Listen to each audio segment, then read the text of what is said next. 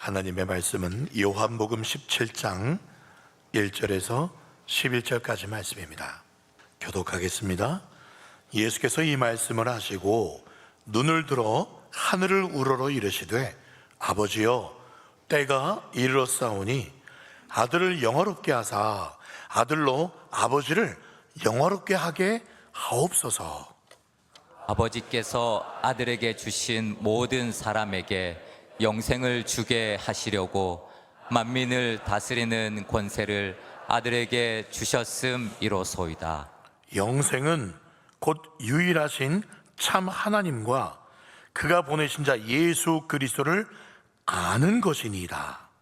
아버지께서 내게 하라고 주신 일을 내가 이루어 아버지를 이 세상에서 영화롭게 하였사오니 아버지여, 창세전에 내가 아버지와 함께 가졌던 영화로서 지금도 아버지와 함께 나를 영화롭게 하옵소서.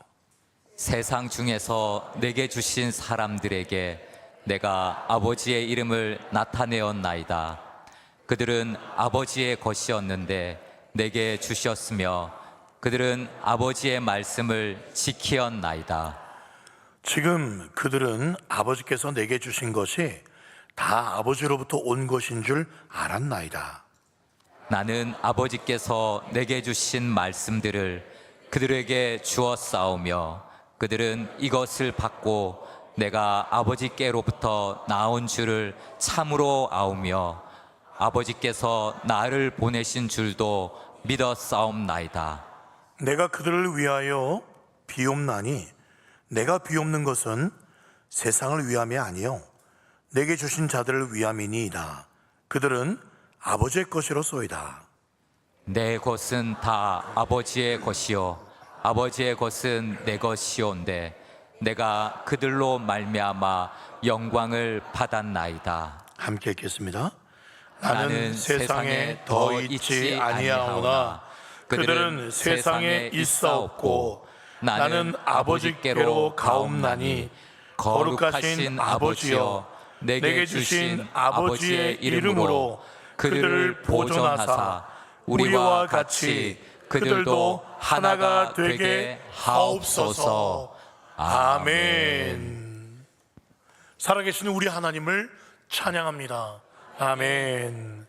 우리는 지난번에 요한복음 16장까지 말씀을 아주 깊이 쭉 살펴왔었습니다.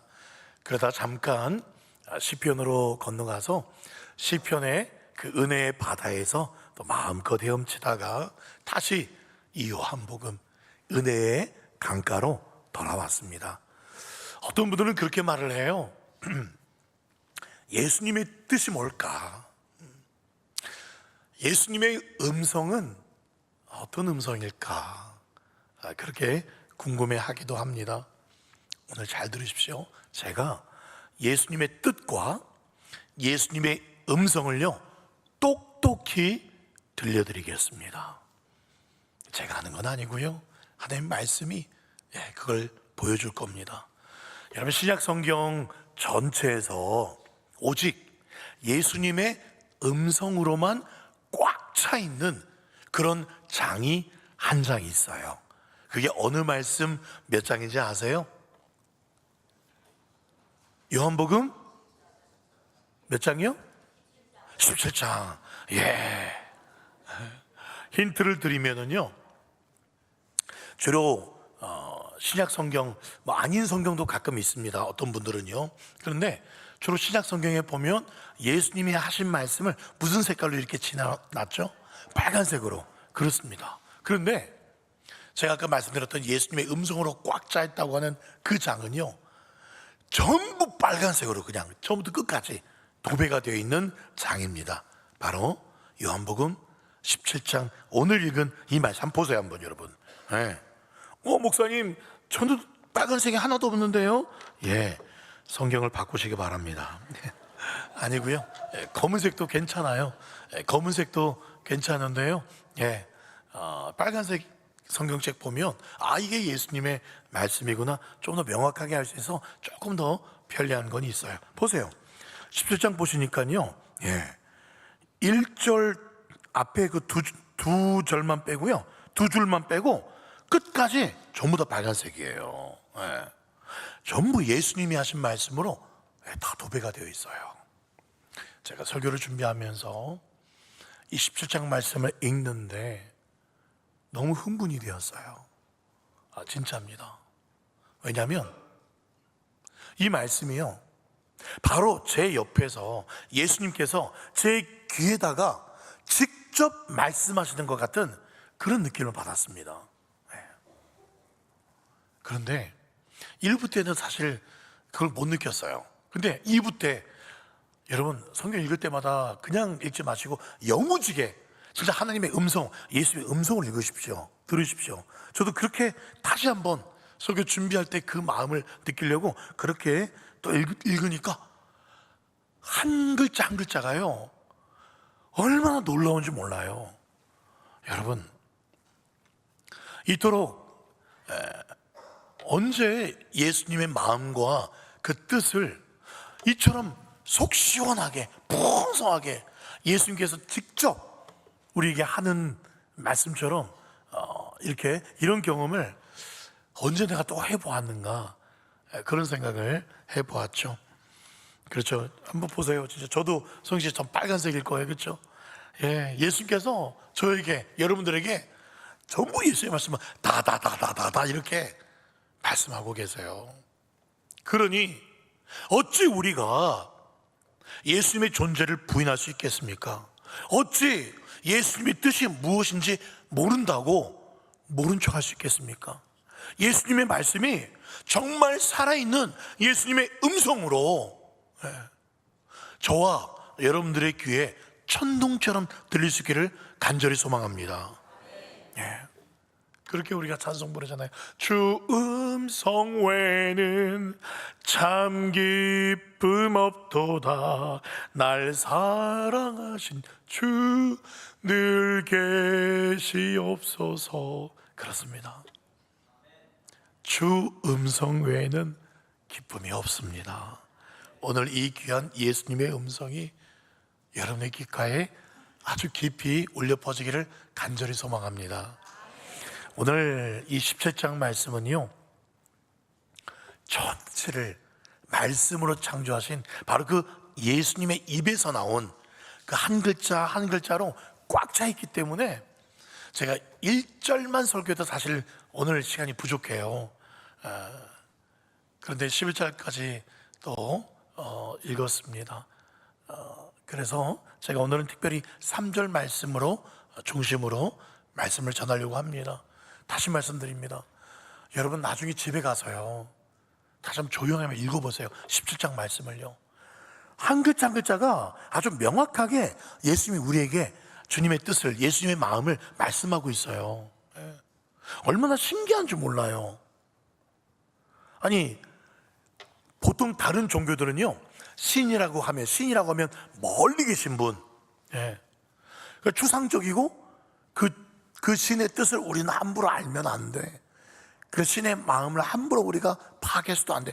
늘 멀리 생각해. 근데 우리 예수님이 우리 몸을 입고 와서 우리의 언어로 또 우리 한글로 번역해서 우리에게 그 하나님 그분이 우리 귀에다가 말씀해 주고 계세요. 얼마나 영광입니까, 여러분? 아멘이십니까? 그걸 느껴봤으면 좋겠어요, 정말. 이렇게 예수님이 친절하시고 이렇게 예수님이 자상하신 분이시구나. 오늘 17장 말씀은요, 예수님의 기도입니다.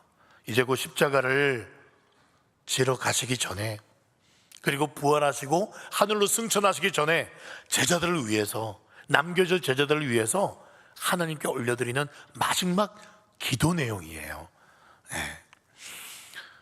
우리가 기도할 때요, 금요일날 특별히 보면은 간절하게 기도하시더라고요.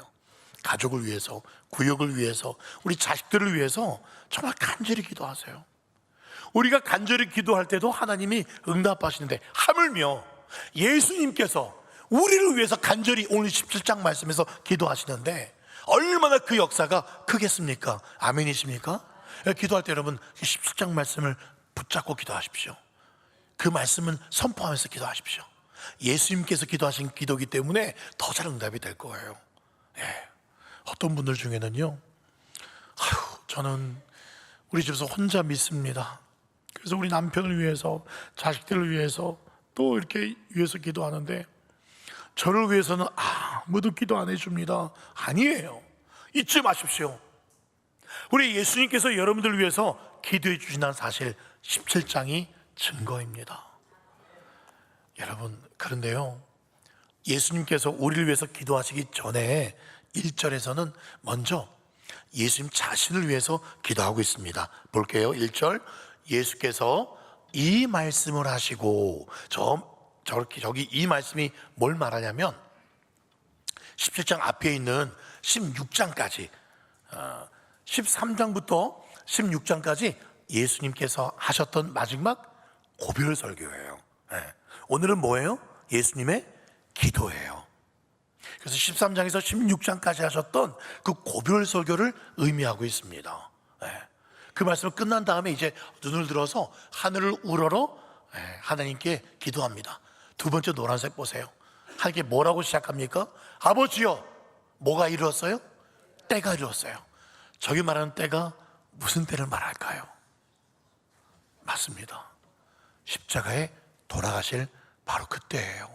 그런데 정말 아이러니한 게 뭐냐면 십자가에 죽을 때가 이르렀사오니 그때가 뭐하는 때라고 세 번째 노란색, 그때가, 내가 십자가에 죽는 그때가 이르는 게 아들로서 아버지를 뭐하게 하는 때입니까?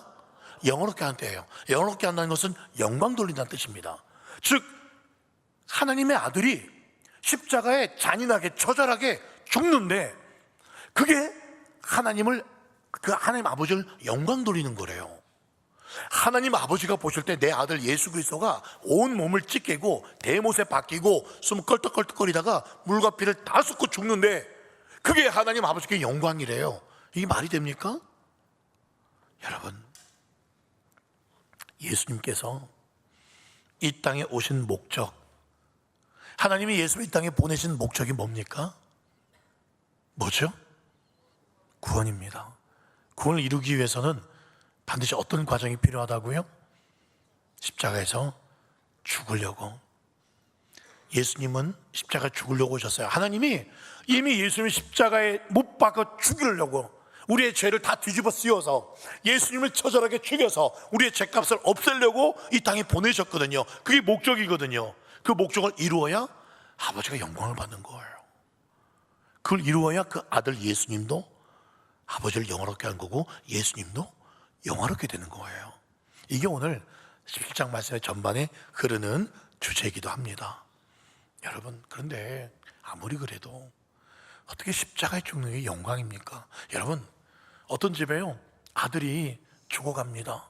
그래서 그 아들 살리려고 아버지가 간이식도 하고 신장도 이식하고 내가 뭘 해서라도 아들 살리려고 아버지가 그렇게 한다는 스토리, 정말 감동입니다.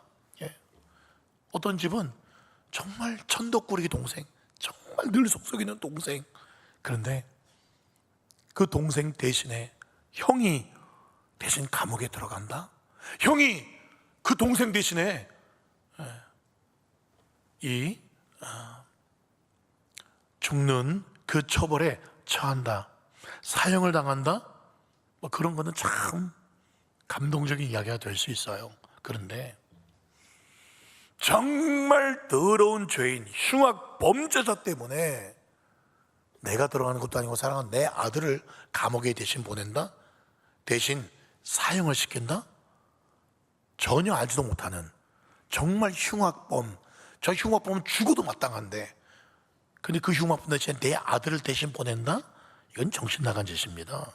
이건 감동도 아니고 사랑도 아니에요. 이건 그냥 정신 나간 짓이에요. 그렇죠? 그런데 우리가 흔히 생각하는 그런 정신 나간 짓, 말도 안 되는 짓을 하나님이 하신 거예요. 예수님이 하신 겁니다. 왜요?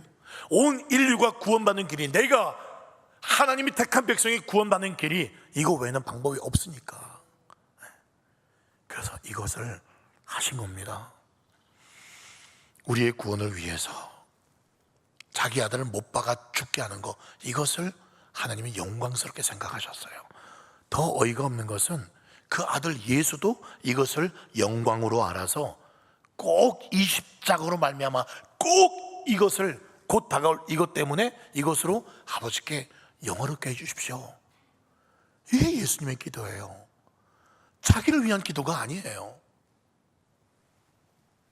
도대체 왜 우리를 사랑하는 것입니까? 아니, 친구를 위해서 죽는 것도 아니잖아요.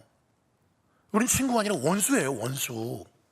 왜 더러운 나를, 왜 하나님은 끝까지 포기하지 않는가? 왜 우리를 포기하지 않는가? 그 이유는 설명할 수 없지만 성경 곳곳에 보면 우리를 하나님의 기쁨으로 삼기 때문에, 우리가 하나님의 영광이기 때문에라고 말씀하고 있습니다. 17장이 그걸 말하고 있어요. 너네가 내 기쁨이요 내 영광이니까 내가 아낌없이 내 아들의 목숨을 준다는 거예요. 여러분, 그래서 쉽게 함부로 하나님 왜 내 기도 빨리 응답해 주지 않으신가, 하나님 나 사랑하지 않는 것 아닌가, 그렇게 여러분 하나님 함부로 판단하지 마십시오. 이미 하나님의 사랑은 십자가로 다 증명되었어요. 십자가 하나면 충분합니다. 그 십자가로 아들을 내어주신 하나님이 뭐가 아까워서 우리한테 안 주시겠어요? 때가 아니니까. 아니, 더 다른 좋은 거 주시려고, 진정한 거 주시려고 그러시는 거예요. 우리 입술에서는 감사 찬송밖에 할 게 없습니다. 그 십자가가 우리에게도 영광이에요. 왠지 아세요? 2절 말씀 보십시오. 아버지께서 아들에게 주신 모든 사람에게 무엇을 주게 하시려고? 영생을 주게 하시려고. 영생을 주게 하시려고. 여러분, 오늘 말씀은 뭐 아는 이야기 같은데, 너무 좀 지식적이고 교리적인 설교냐, 좀 딱딱하다, 재미없다, 뭐 그러실 수도 있어요. 지난주 감사주일, 또 그 지난주 또 행복축제 이런 때에는 굉장히 쉽게 또 감사의 주제, 좋은 이야기만 많이 했지요. 그래서 많은 분들이 행복축제 때 너무 설교가 쉽고 좋았어요, 계속 그렇게 해주세요 라는 분도 계셨고, 또 지난 추수감사절에도 참 은혜가 많이 되었어요, 그렇게 말씀하시는 분도 계셨어요. 그렇게 설교하려면 그렇게 설교할 수 있어요. 쉽고 재미있고 은혜로운 이야기만 넣을 수 있어요. 그러나 그것도 감사하지만, 그러나 진짜 은혜는 그런 감동과 그런 기쁨과 좋은 이야기가 나오려면 이 십자가를 통과해야 돼요. 고난의 십자가를 우리는 통과해야 합니다. 붙잡아야 됩니다. 여러분, 다시 한번 2절 말씀 보십시오.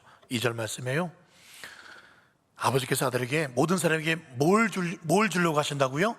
영생을 주려고. 영생을 얻으려면 십자가가 있어야 돼요. 그러니 이 십자가는 우리에게도 영광입니다. 영생, 뜻이 뭐예요? 모든 인류가 꿈이죠. 영원토록 사는 게 영생입니다. 진시황도 무엇을 구했죠? 불로초, 늙지 않는 풀을 찾아 헤매었습니다. 근데 그런 건 없어요. 요즘 유튜브를 보니까요, 이게 불로초입니다 라고 광고하는 것들이 있는 것 같아요.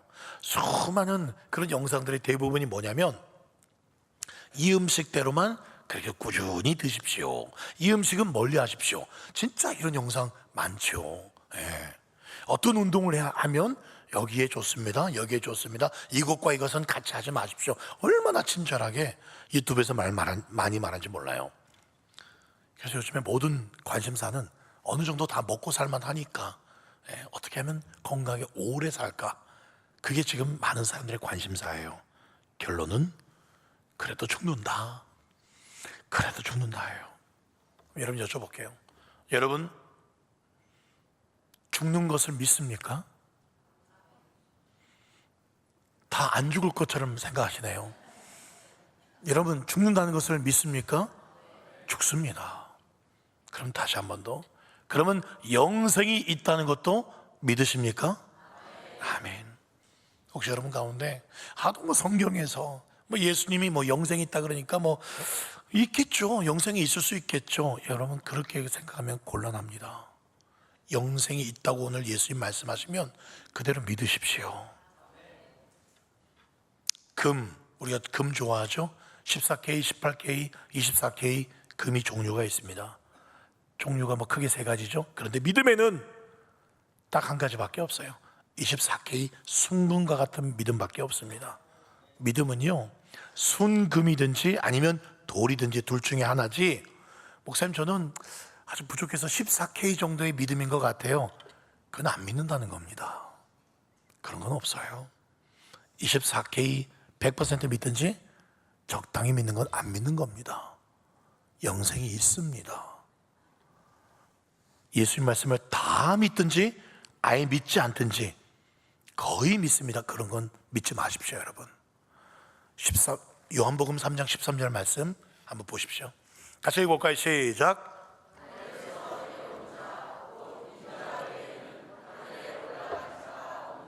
그렇습니다. 예수님이 하늘에서 내려오셨다고 말씀하셨죠? 우리도 마찬가지입니다. 어디서 온 줄 아세요? 엄마 뱃속에서 아니에요. 엄마 뱃속을 빌려온 겁니다. 우리의 영혼을 누가 주셨어요? 하나님께서 이 땅에 태어난 영혼들을 하늘에서 다 이 땅에 보내주신 겁니다. 다시 말해서 아까 저 말씀에서도 하늘에 인자가 올라간다 그랬죠. 우리도 하늘에서 하나님이 이 땅에 보낸 존재들입니다. 그럼 우리도 어떻게 된다는 겁니까? 다시 돌아갈 때가 있다는 겁니다. 이거 잊지 마십시오. 이 땅이 전부가 아니라 우리 보내심을 받은 그곳으로 돌아간다는 뜻입니다.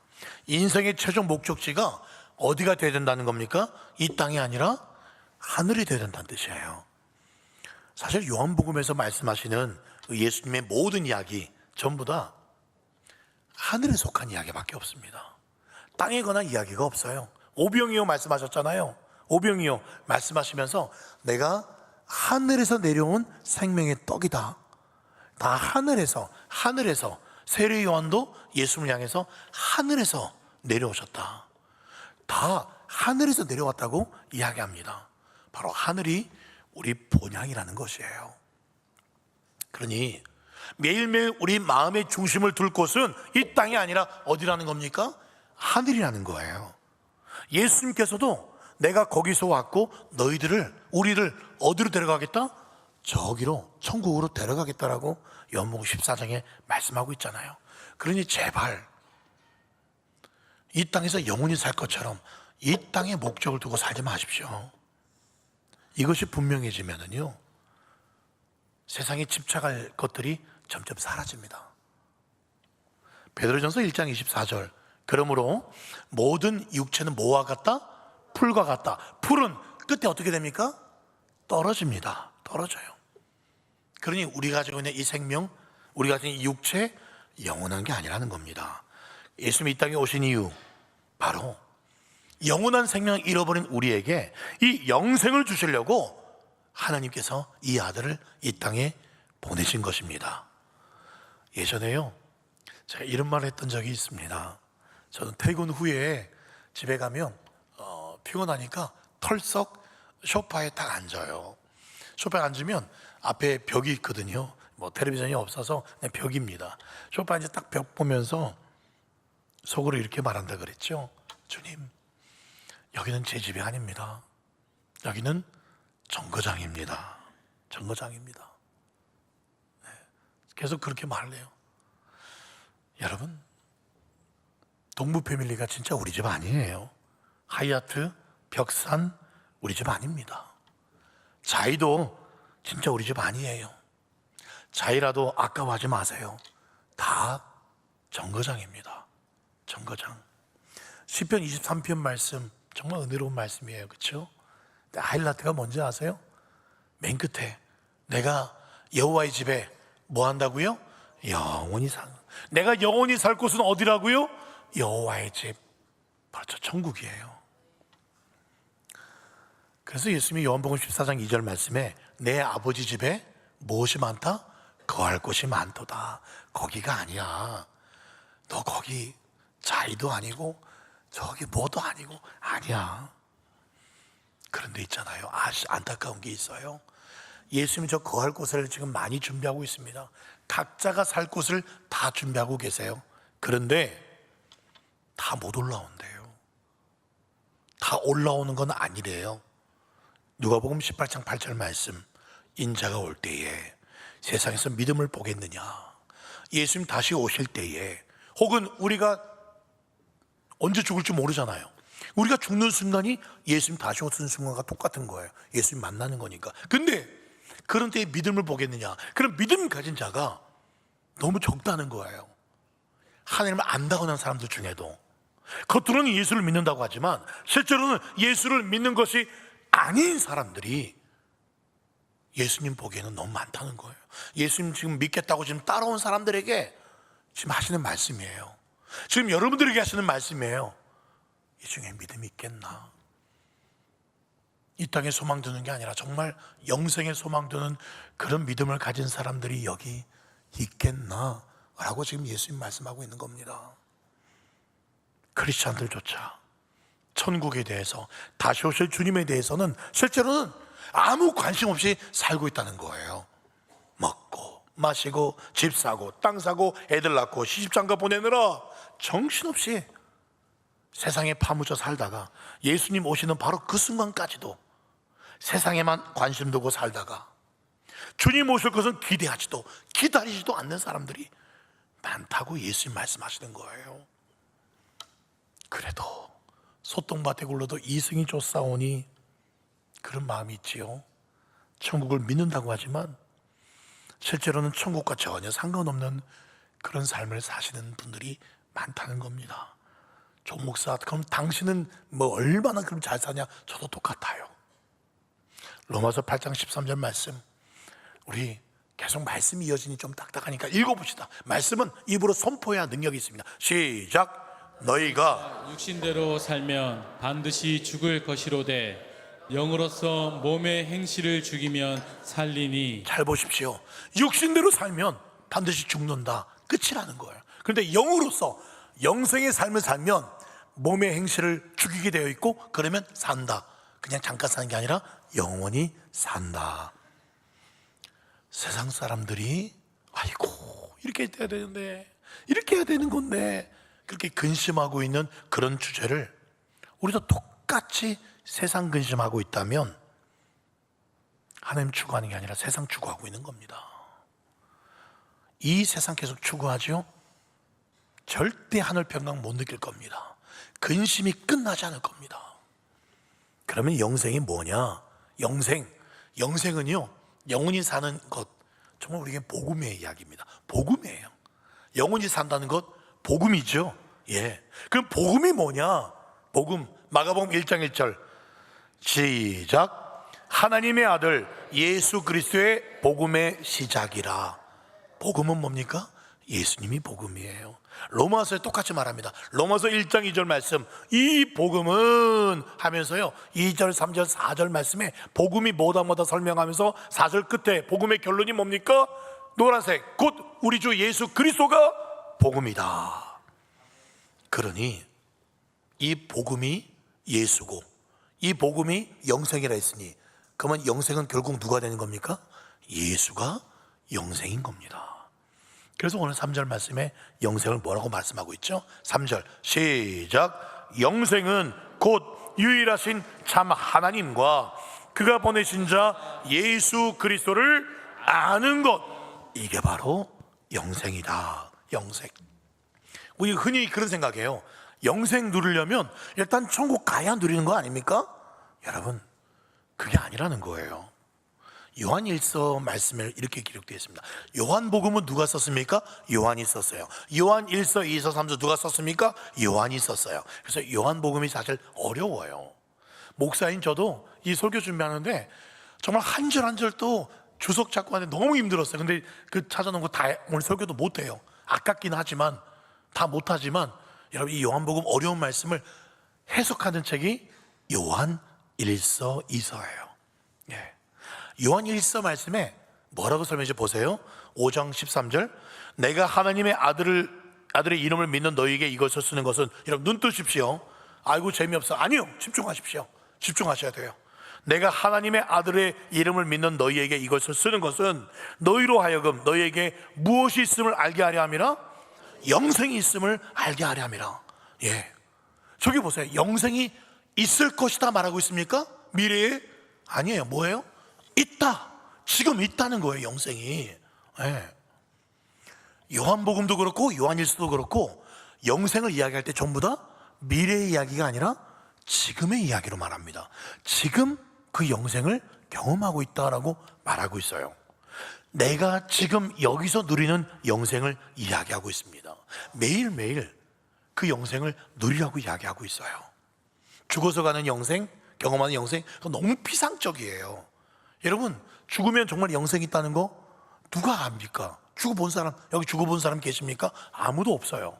아무도 죽으면 영생이 있다는 거 물론 말씀을 통해서 믿지만 그건 우리가 아직 경험해보지 못한 영생이에요. 그런데 성경 말씀은, 예수님은 요한 1서에도 지금 이 영생이 있다는 거예요. 경험할 수 있다는 거예요. 누릴 수 있다는 거예요. 누리라는 겁니다.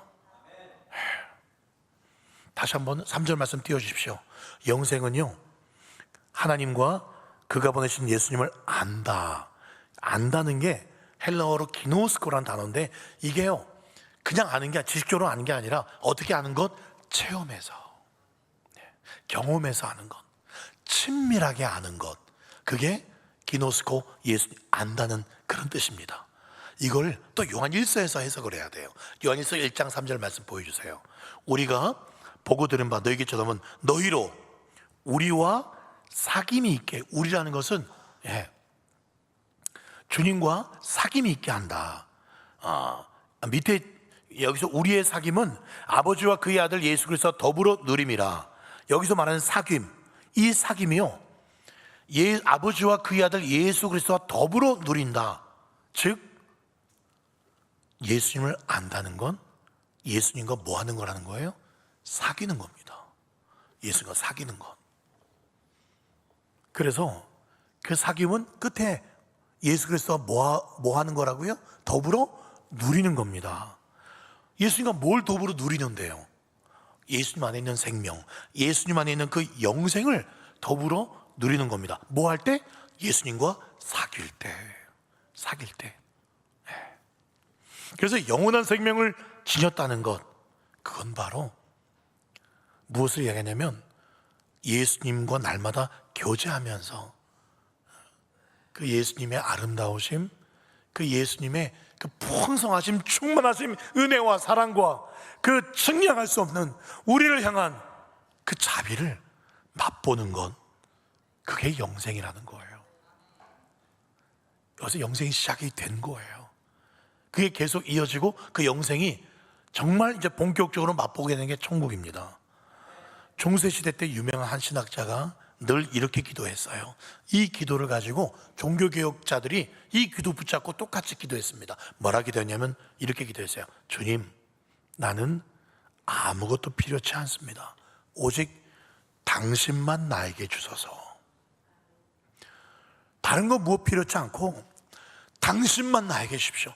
주님이면 충분합니다. 왜요? 주님 안에 영생이 있고 주님 안에 생명이 있고 주님 안에 치유가 있고 주님 안에 모든 것이 있으니 주님만 내게 충만하면 됩니다. 이게 평생의 기도였다고 해요. 매일매일 하나님 말씀 묵상하면서 주님 만나는 것. 그래서 오늘 6절에도 보십시오. 17장 6절에도 띄워주세요. 노란색만 보세요. 그들은, 제자들은, 우리들은 아버지의 뭘 지켜야 됩니까? 말씀을 지켜야 돼요. 8절 말씀도 보세요.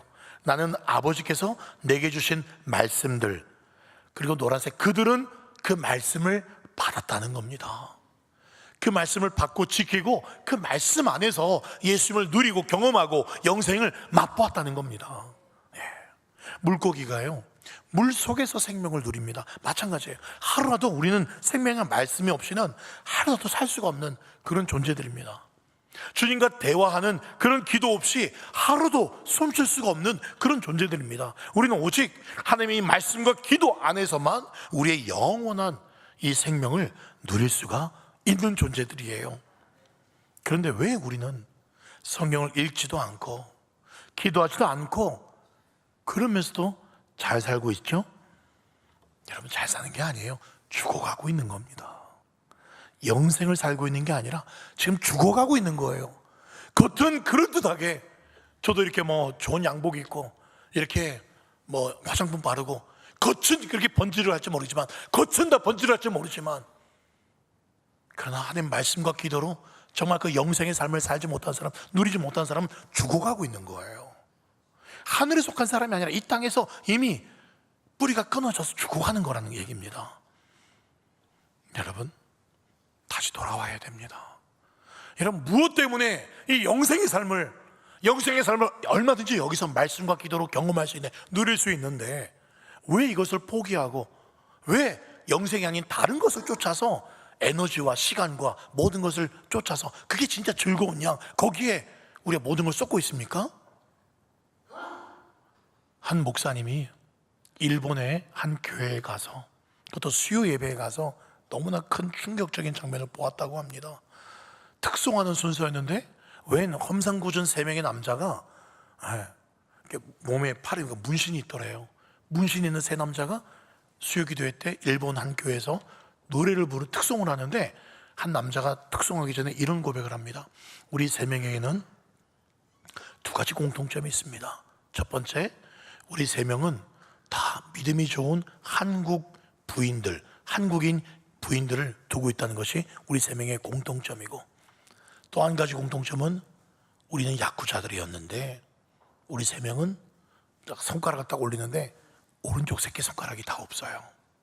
3명은 새끼손가락이 없습니다. 왜요?